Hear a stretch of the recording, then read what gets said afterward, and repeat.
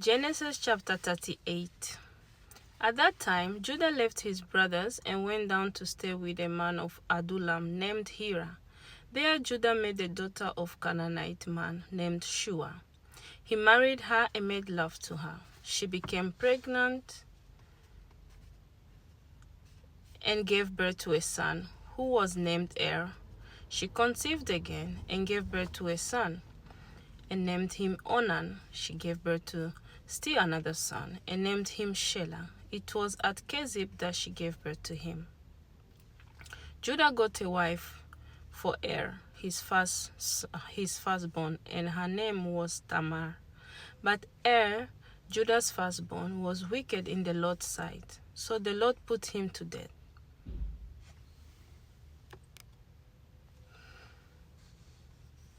Then Judah said to Onan, "Sleep with your brother's wife and fulfill your duty to her as a brother-in-law to raise up offspring for your brother."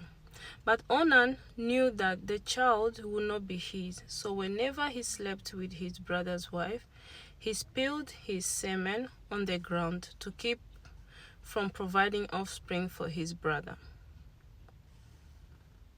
What he did was wicked in the Lord's sight, so the Lord put him to death also.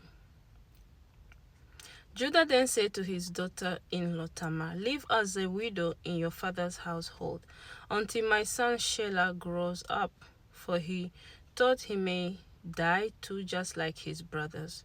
So Tamar went to live in her father's household. After a long time, Judah's wife, the daughter of Shua, died. When Judah had recovered from his grief, he went up to Timnah to the men who were shearing his sheep, and his friend Hira, the Adullamite, went with him.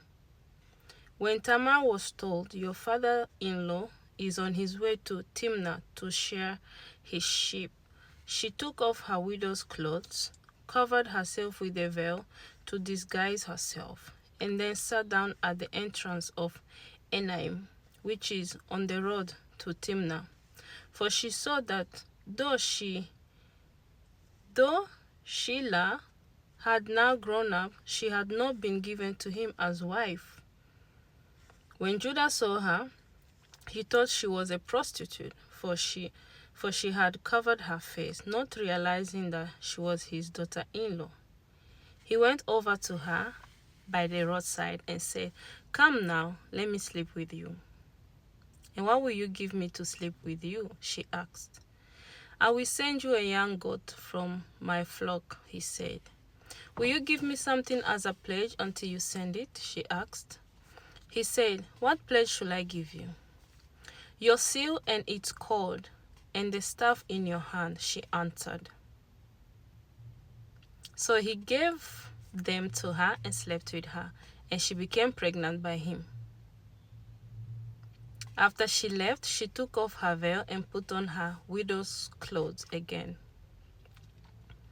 Meanwhile, Judah sent the young goat by his friend, the Adullamite, in order to get his pledge back from the woman, but he did not find her. He asked the men who lived there, "Where is the shrine prostitute who was beside the road at Enam?"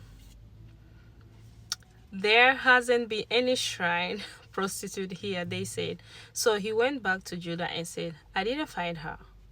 Besides, the men who live there said there hasn't been any shrine prostitute here." Then Judah said, "Let her keep what she has, or we will become a laughing stock. After all, I did send her this young goat, but you didn't find her." About 3 months later, Judah was told, "Your daughter-in-law Tamar is guilty of prostitution, and as a result, she is now pregnant." Judah said, "Bring her out and have her burned to death." And as she was being brought out, she sent a message to her father-in-law. "I am pregnant by the man who owns these," she said, and she added, "See if you recognize whose seal and cord and staff these are." Judah recognized them and said, "She is more righteous than I, since I wouldn't give her to my son Shelah." And he did not sleep with her again. When the time came for her to give birth, there were twin boys in her womb. As she was giving birth, one of them put out his hand. So the midwife took a scarlet thread and tied it on his wrist and said, "This one came out first." But when he drew back his hand, his brother came out. And she said, "So this is how you have broken out?" And he was named Perez. Then his brother, who had the scarlet thread on his wrist, came out, and he was named Zerah. God bless you.